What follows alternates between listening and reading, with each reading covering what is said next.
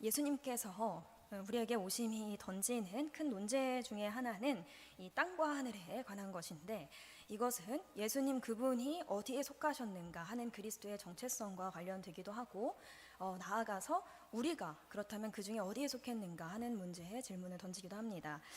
예수님의 정체성이라 하면 사실 두 말이 필요가 없습니다. 그분은 하늘에 계신 하나님으로 육신을 입고 이 땅에 오셨고, 또 대속을 이루신 후에 다시 하늘로 오르신 분이시죠. 하늘이신 분께서 흙의 존재들인 우리에게 자신을 다 내어주셨기 때문에 이 땅의 존재들인 우리는 그 하늘을 소유하게 됩니다. 이것을 신학적으로는 그리스도와의 연합이다, 이렇게 설명할 수 있겠죠. 그러므로 그리스도와 하나 된 우리의 정체성은 이 보좌에 계신 하나님과 함께 그 하늘에 있는 것 같은데, 그러나 여전히 땅에 발딛고 있고, 날마다 땅의 고난을 겪고 있지만 그럼에도 하늘의 통치에 참여하고 있는, 이러한 이해할 수 없는 양가적인 의미를 가지게 되는 겁니다. 이것을 이미와 아직이다 이렇게 표현하기도 하고요. 또 어떤 목회자는 이것을 틈이다 이렇게 얘기하기도 하더라고요. 네, 그렇습니다. 그 표현을 좀 빌리면요, 그야말로 우리의 인생은 틈 사이에 끼인 인생이다 할 수 있을 것 같습니다. 그리고 오늘 우리가 읽은 이 본문은 바로 그러한 우리의 정체성과 현실을 다루고 있습니다. 다니엘 7장 이후부터를 좀 낯설게 여기시는 분들이 있으실 것 같습니다. 앞에 있는 내용들은 좀 비교적 이해하기가 쉬운 이야기 형식으로 되어 있는데, 이 7장부터 이어지는 내용들은 장르나 분위기가 좀 다르죠. 7장은요, 다니엘이 직접 본 환상에 대한 기록입니다. 그런데 이 종말이라든지 그리스도 그리고 구원에 관한 여러 가지 신학적인 의미들을 담지하고 있기 때문에 이 다니엘서 외의 다른 성경들과의 관계성 속에서도 굉장히 중요한 의미를 지니고 있는 본문입니다. 한마디로 어려운데 중요하기까지 하다라고 하는 거죠. 간략하게 설명을 해보면요, 이 환상 속에 나오는 내 짐승은 이 세상의 역사를 내 나라 혹은 내 권력에 빗대어 설명합니다. 그 중에서도 우리가 좀 주목해 봐야 될 짐승이 네 번째 짐승이죠. 가장 강력한 나라이고, 거기서 나오는 뿔들은 그곳에서 일어날 왕들, 또 역사상 인간 정권의 총체다, 이렇게 해석하는 것이 성경의 해석이고 전통적인 해석입니다. 그리고 이것을 우리는 지난 역사 속에서 이 고대 근동의 네 제국을 통해서 성취됐다라고 하는 것을 알고 계시리라 생각합니다. 그런데요, 주의할 점이 있습니다. 이러한 예언이나 환상이 담지하고 있는 어떤 이미지들은 마치 그것이 해독되고 나면 그 의미가 완성되는 어떤 부호 체계라든지 기호가 아니기 때문에, 설령 역사상 어떤 정황 속에서 사람이나 사건을 통해서 성취가 됐다고 하더라도 그 자체로 이 예언의 완성이다 보기는 조금 조심스럽습니다. 왜냐하면 이 예언이라고 하는 것이 이 최종 성취를 향해서 점진적으로 달려가고 있는 성질을 가지고 있기 때문이죠. 예를 좀 들어볼까요? 가장 대표적인 예가 이 선지서에 굉장히 많이 등장하는 이 그날 혹은 여호와의 날에 관한 이해입니다. 당시 선지자들에게 직접 귀로 그 얘기를 들었던 이스라엘 백성에게 성취된 그날이 있었을 거예요. 예컨대 예루살렘 멸망이라든지 또 포로 귀환 사건이라든지 이런 것들이 그들에게 그날이 되었겠죠. 그리고 이후에도 역사적으로 의미지어지는 여러 그날들이 있었을 것이고, 또 그리스도의 초림과 십자가 사건이 또 그날이 되었을 것이고, 또 최종적으로는 그리스도의 재림이 그날이 되는 것과 같습니다. 완성의 관점에서 이전의 성취들은 부분적인 성취인 것이고, 그러나 이 예언들은 이전의 성취들의 의미를 무너뜨리지 않으면서도 점진적으로 완성을 향해 달려가고 있는 것이죠. 무엇보다도 우리는 성경을 읽을 때요, 단순한 역사적 혹은 문자적인 연구가 아니라 반드시 신학적인 해석을 생각하며 읽어야 합니다. 신실하고 영원하신 하나님의 말씀이 오늘 우리에게, 지금 우리에게 무엇이라 말씀하고 있는지를 겸손하게 듣는 태도가 무엇보다 중요하다는 말씀입니다. 오늘 본문을 보니까요, 이 두 세력의 강력한 대립이 그려지고 있어요. 저는 그것을 이 짐승의 나라하고 하나님의 나라 이렇게 표현을 해보고자 합니다. 짐승의 나라는 대단히 잔인하고 강력하죠. 그리고 그 나라에 의해서 이 땅에 있는 성도들이 고통받는 시기가 분명히 있다고 본문이 제시합니다. 그러나 궁극적으로는 영원한 나라가 그것을 부수고 영원한 통치를 이루게 될 것이다. 이것이 오늘 본문이 말하고 있는 골자입니다. 오늘 우리가 읽은 본문과 유사한 본문이 바로 다니엘 2장에 나오는 금신상 환상인데요. 여러분 잘 알고 계시죠? 네, 오늘 본문과의 차이가 있다면요. 이 다니엘 2장에 나오는 금신상 환상은 하나님의 이 역사에 관한 일반적인 계획과 또 그분의 압도적인 능력을 보여주는 데 초점을 두고 있는가 하면, 오늘 우리가 읽은 본문은 그러한 역사 가운데 하나님의 거룩한 자들, 즉 성도들이 받을 고난과 그러한 성도들이 가지고 있어야 될 소망이 무엇인가에 조금 더 강조점을 두고 있는 것 같습니다. 자, 그렇기 때문에 오늘 이 말씀을 통해 나누려고 하는 것은 그 환상들이 정확하게 지칭하고 있는 그 대상에 대한 해독은 아닙니다. 여전히 완성을 향해 질주하고 있는 이 역사 속에서 말씀드린 이 두 나라의 대립이 지금도 계속되고 있기 때문에 오늘 우리에게 필요한 것은 해독이 아니라 신학인 것이지, 하나님이 약속하신 영원한 나라에 관한 이해와 동시에 필연적으로 성도에게 주어지는 그 틈 사이의 현실, 즉 고통의 시기를 대하는 태도에 관한 얘기를 좀 나눠보려고 합니다. 자, 그런 관점에서 먼저 우리는 이 짐승의 나라하고 하나님의 나라가 어떻게 대립하는지 오늘 본문의 구조를 통해 좀 살펴보려고 하고요. 그리고 본문에 나타나는 몇 가지 핵심 개념들을 통해서 이 어려운 것 같은 본문에 조금 더 가깝게 접근을 해보도록 하겠습니다. 본문의 구조는 그렇게 복잡하지만은 않습니다. 대부분이 동의할 수 있을 만한 일반적인 구조가 널리 알려져 있는데요. 저는 여기에서 이 짐승의 나라와 하나님 나라가 교차적으로 대조되면서 그 대조가 점진적으로 강화되고 있다고 하는 강조점을 더해서 오늘 구조를 좀 설명을 해보고자 합니다. 자, 본문을 살펴볼까요? 먼저 15절에서 16절은요, 다니엘이 앞서 본 환상의 의미를 다 깨닫지 못해서 근심하다가 천사에게 그 해석을 요청하는 장면이 그려지죠. 그리고 이어지는 내용이 이제 해석인데요. 이것을 저는 이 17절에서 18절, 그리고 19절에서 22절, 그리고 23절에서 27절 크게 세 단락으로 구분해서 설명하려고 합니다. 첫 번째 단락인 17절은요, 이 짐승의 나라 권세자들이 누구인가를 설명해요. 누구입니까? 큰 대 짐승들이죠. 그런가 하면 18절에는 이 영원한 나라를 얻게 될 자들로서 지극히 높으신 이의 성도들이 언급됩니다. 이들은 각각 이 나라의 권세를 얻게 되는 자들인데, 이렇게만 봐서는 아직 그 의미가 두드러지지 않죠. 그래서 바로 두 번째 단락으로 넘어가겠습니다. 자, 이어지는 두 번째 단락에서 이 두 나라의 대립 구도가 본격적으로 제시가 돼요. 첫 번째 부분인 19절에서 21절은 이 네 짐승 중에서도 이 넷째 짐승에 집중합니다. 이 네 번째 짐승은 다른 짐승들과 비해서 유난히 기괴스럽고 파괴적인 이미지를 가지고 있어요. 이 생김새를 좀 보니까요, 머리에는 뿔들이 있는데 그 중에서도 11번째 난 작은 뿔을 보니까 거기에는 눈도 있고 또 큰 말, 엄청난 말을 하는 입도 있다고 합니다. 이 11번째 뿔은 이 짐승의 나라의 가장 핵심적인 권세자로 그려지는 존재입니다. 특히 이 말을 통해서 엄청난 파괴력을 드러내고 있는 것 같아요. 이 앞절을 좀 참고하면요, 작은 뿔이라고 되어 있거든요. 그럼에도 불구하고 이 교만한 말로 자신을 과장하고 선전해서 동료들보다 조금 더 커 보인다라고 기록이 되어 있습니다. 말씀으로 세상을 창조하신 하나님을 미묘하게 모방하는 듯 보이기도 하죠. 그리고 무엇보다 이 무시무시한 뿔은 성도들과 더불어 싸우는 존재인데 심지어 이기는 존재다, 이렇게 설명이 되어 있습니다. 그러나 승리는 잠깐이겠죠. 22절에 옛적부터 항상 계신 이가 등장합니다. 하나님 나라의 핵심 권세자인 이 옛적부터 항상 계신 이는 그 이름처럼 영원한 통치자이고 또 성도들에게 나라를 되찾아주는 존재로 그려지고 있어요. 자, 여러분 여기까지 지금 핑퐁 이 본문의 구조가 좀 그려지시나요?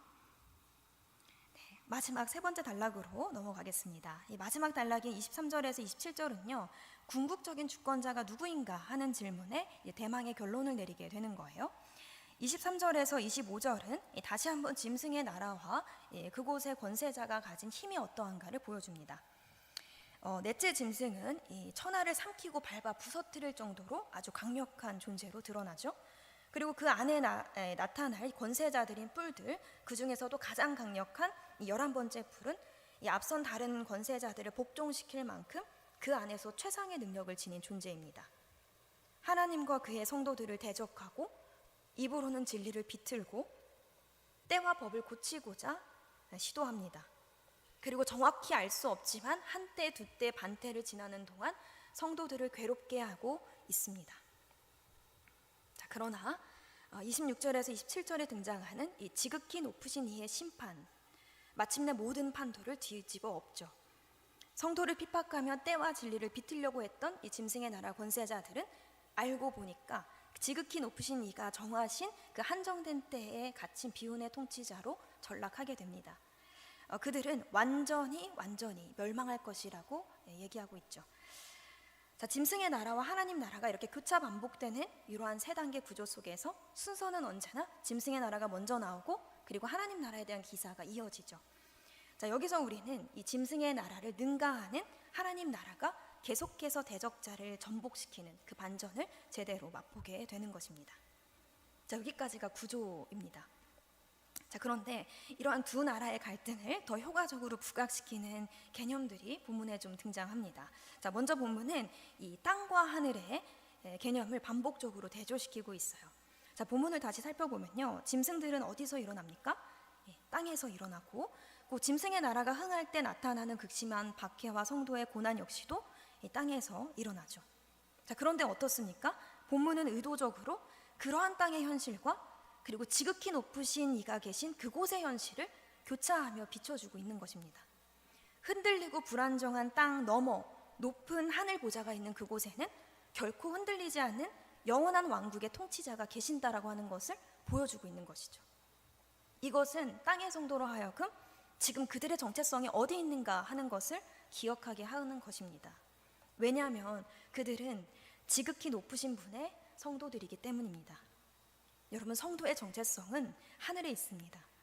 그러므로 성도는 이 땅의 통치자의 무자비한 폭정에도 불구하고 그것을 단번에 심판하시고 영원한 나라를 성도에게 보장하시는 그 참된 전능자에 대한 믿음을 결코 포기해서는 안 되는 것입니다.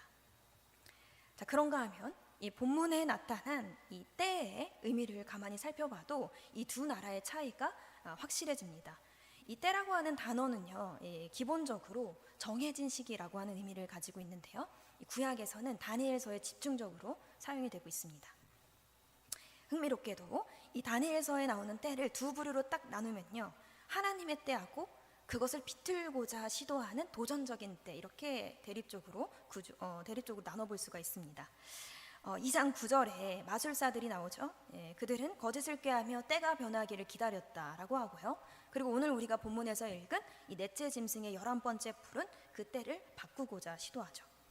자, 그러나 결정적으로 그들은 절대 주권자가 정한 그 때 안에서 결국 그 때에 대한 주권을 거머쥐지 못하고 종말을 맞이하는 비참한 존재들이 아닙니까?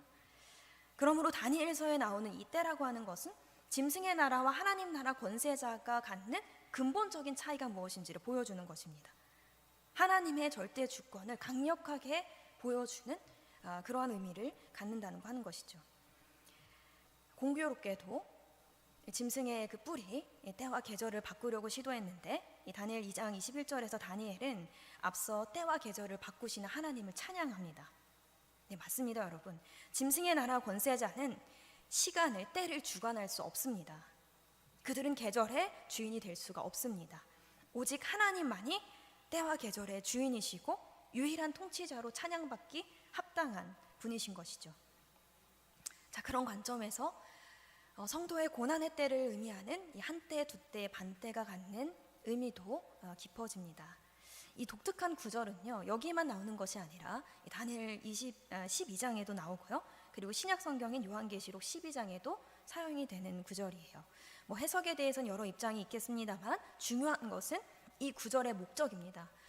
이 구절의 목적은 정확한 특정 때를 가르쳐주기 위함이 아니라 고난받는 성도에게 위로를 주기 위함이라고 하는 사실입니다. 그래서 우리가 이 때를 해석하고자 한다면 중요한 방점은 언제나 하나님의 주권적인 정함에 두어야 하는 것이죠. 그것이 몇 해 혹은 몇 날이 되는지는 확실히 알 수 없지만 오직 하나님만이 완전한 지혜와 섭리 가운데 정해 놓으신 끝이 있는 일시적인 기간이라고 하는 점은 분명합니다.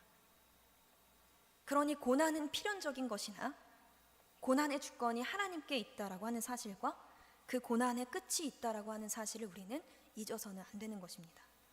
그러니 이것은 비극이 아니라 소망인 것이죠. 사흘간의 죽음이 있었지만 사흘째 되는 날 아침에 그리고 우리가 오늘 읽은 후반부는 그 환상에 대한 해석입니다. 그러니까 7장의 앞부분과 뒷부분은 같은 환상에 대한 내용을 다루고 있다라고 하는 건데요. 그런데 다른 점이 있어요. 자, 앞부분에 해당하는 13절을 보니까요. 구름을 타고 오는 인자 같은 이가 옛적부터 항상 계신 이에게 인도되어서 권세와 나라와 영광을 하사받습니다. 자, 그러나 우리가 읽은 해석부에는요, 인자 같은 이가 등장하지 않습니다. 대신 지극히 높은 자의 성도들이 등장해서 하나님 나라의 하나님 왕국을 유업으로 받습니다. 자, 7장의 앞부분과 뒷부분은 같은 환상에 대한 기록이고 또 인자 같은 이하고 성도들은 모두 하나님 나라를 유업으로 받는 존재들인데 이 표현상의 차이가 있다라고 하는 것이죠. 자, 여기에는 분명한 의도가 있어 보입니다. 대개 인자 같은 이는 이 정경적인 맥락에서 우리 그리스도로 보는 것이 타당합니다. 구름을 타고 오는 신성의 존재이지만 또 인성을 입으신 존재. 실제로 신약 성경에서 예수님께서 이 다니엘서 본문의 인자를 자신에게 적용하시기도 하셨죠. 자, 그렇다면 오늘 본문에서 인자 같은 이와 상응해 보이는 이 성도들, 이 연결을 우리가 어떻게 설명하면 좋을까요? 자, 여기서 우리는 이 인자 같은 이와 성도들의 이 연결성과 관련해서 놀라운 구원의 의미와 이 언약의 깊은 정수를 맛보게 됩니다. 이 환상 속에서 하나님 나라를 유업으로 받게 되는 존재는 1차적으로 인자 같은 이, 그러니까 그리스도 한 분을 가리킵니다. 자, 그런데 나아가서 그 인자는요, 지극히 높으신 이의 성도들, 즉 그리스도로 대표되는 그의 모든 언약적 후손들에게 그 유업을 주시는 분입니다. 그러니까 성도들은 그 나라를 얻는 존재로 그려지고 있는 거예요.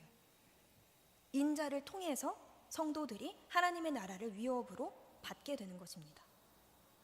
우리가 그리스도와 성도의 신령한 연합의 의미를 알고 있다면, 그리고 언약이 무엇인지를 알고 있다면,